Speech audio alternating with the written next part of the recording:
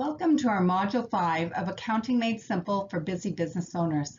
I'm Marie Gibson, and I developed this program to help busy business owners understand their accounting system simply and effectively, and of course, with no debits and no credits. Let's take a minute to review what we covered in our first modules and update you on some of the questions you may have. We learned that accounting is its own language, and it's created by the organization of our paperwork in a bit of a structured manner. The basic unit is money. It's money in, money out, and that's oftentimes represented by the receipts, invoices, and all other paperwork. We started organizing that paperwork into file folders, which are then called accounts, or perhaps categories, and those accounts are further organized into our imaginary 5-drawer filing cabinet. Our basic reports for those businesses come out of those drawers. The income statement, which is sometimes called a profit and loss report or P&L report, is comprised of our revenues and our expenses and is created for a period of time, perhaps a week, a month, a quarter, or even a year. The balance sheet is made up of our assets, our liabilities, equity, and our cash flow statement discussion, although it is important, can be postponed until we have a solid footing in our two basic reports. Now that we understand what information is in our reports, and generally how it gets there, let's take a few minutes to visit about why we even need these reports.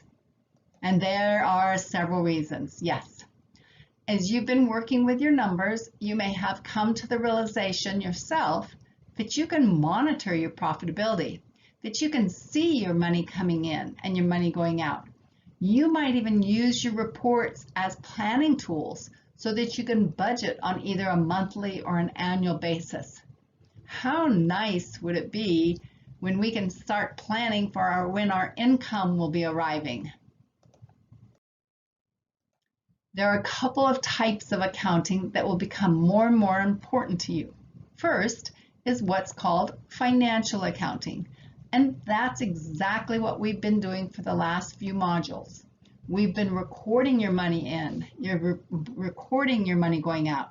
We're learning to understand that these reports are stories that help business owners understand how their business is doing.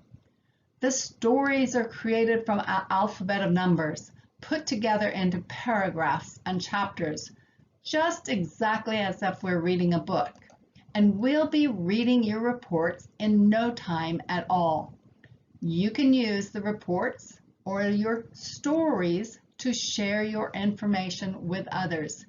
You need to file a tax return with the federal government every year. And if you have payroll, then those reports are filed more frequently. In some states, you may even have to prepare and file a state tax return. In addition to the tax obligations, the tax returns, governmental obligation reports, you'll need to be able to send your financial reports to vendors and suppliers if or when you ever ask them for terms. Terms allow you extra time to pay for the items that you purchase from them. And you may need to send reports to lenders as well. For instance, many of my clients thank me for their ability to move swiftly and fill in their loan applications for the PPP and SBA loans that came out early during our pandemic. They had the reports that they needed quickly, accurately, and at their fingertips. You may also wish to share your information with partners, shareholders, spouses. The storytelling of your business is summarized in your reports. In addition to the financial accounting, there's a form of accounting that's called managerial accounting. It's the part that I love. It's the running of your business, using your numbers and making your decisions. You'll want to consider evaluating client profitability, job profitability, and even program profitability, even which service and product is profitable. Basically, where are you making money? What would you like to focus on to make more money? What activity or activities make you the most money? Which ones should be curtailed because they simply cost too much in time and money to continue? Your numbers, your story can help you make those and other decisions with certainty, even in our uncertain world. This learning program has helped you to organize your accounting by starting with the very basic building blocks. We take our transactions, our money in and our money out, and sort them by categories, accounts, in groupings of types. We created our own chart of accounts. These categories and accounts are used to organize the paperwork, and there is a common language as it pertains to the guidelines, the rules, and organizing of your numbers. And that's called Generally Accepted Accounting Principles, or GAAP for short. As a reminder, we'd like to keep the number of folders, the number of accounts minimal, and we're going to start by using significant counts only. We can add accounts as our business grows and becomes more complex. So in our system and our determination to learn the language of business, I encourage you to structure accounts. And again, simply yet organized, it would be great if you learned some basic accounting terminology. We started learning a few words and hearing them repeated. I urge you to use the language when you can and being bold about using it. We love our friends, assets, liabilities, equity, income, expenses. I also suggest that you establish a routine, 15 minutes a week.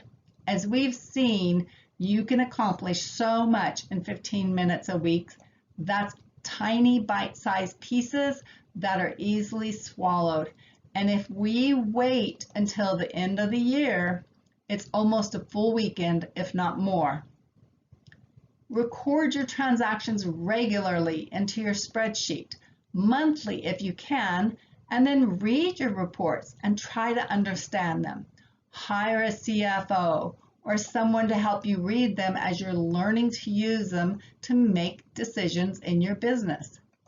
Talk to your accountant, your bookkeeper, ask questions, use the information to make decisions.